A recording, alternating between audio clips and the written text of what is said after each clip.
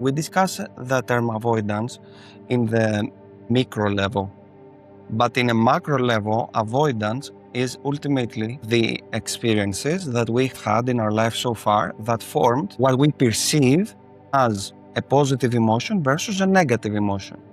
So, as you said before, what emotions we have attached to certain things lead us to certain decisions, and these decisions, when they pile up, they build you the way you are today. We talk about avoidance in the sphere of productivity mostly, for people avoiding a certain task. But it's avoiding certain things and not avoiding certain other things that make you who you are today. The problem, quote unquote, starts when you have built a very robust identity that is based on what you have avoided so far, which with a simple reframing, you might realize that you shouldn't avoid. For example, even now, I pride myself for being straightforward. But if you look behind my straightforwardness, you will also find that I cannot tolerate uncertainty in relationships. So, in order to deal with that feeling, I have developed an identity of being straightforward. You might find people that are always kinda cool, composed, and that is their identity. But behind that, you might find avoiding expression, avoiding expressing their real feelings.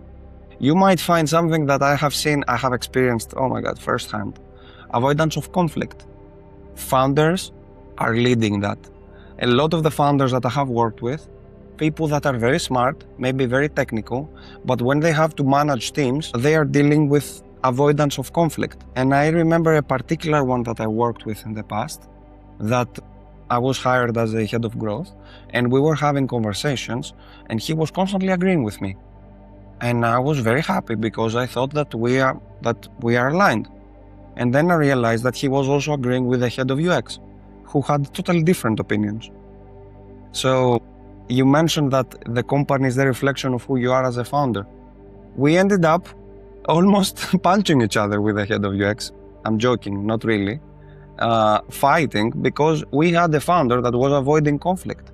So in order to avoid the conflict, he was agreeing with everyone, even if the ideas were conflicting. Where did that come from? Probably it came from some people-pleasing tendencies that person built from childhood.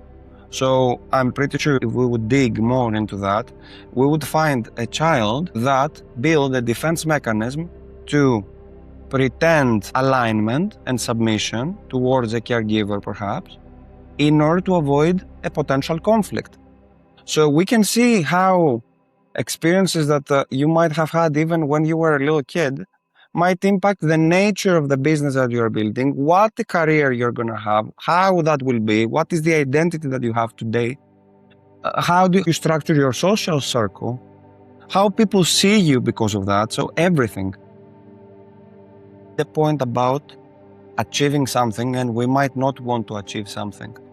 That is super frequent in the people I work with, super frequent.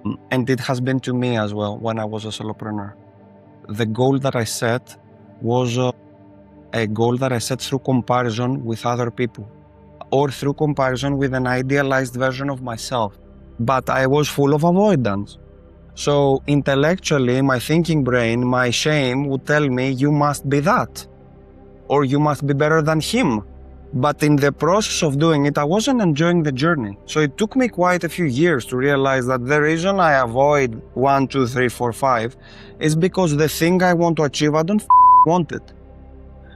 The reason I want it is because I want to prove something, because I'm comparing myself, is shame. So looking your body and looking what you're avoiding also might give you important data on if you're making the right decisions.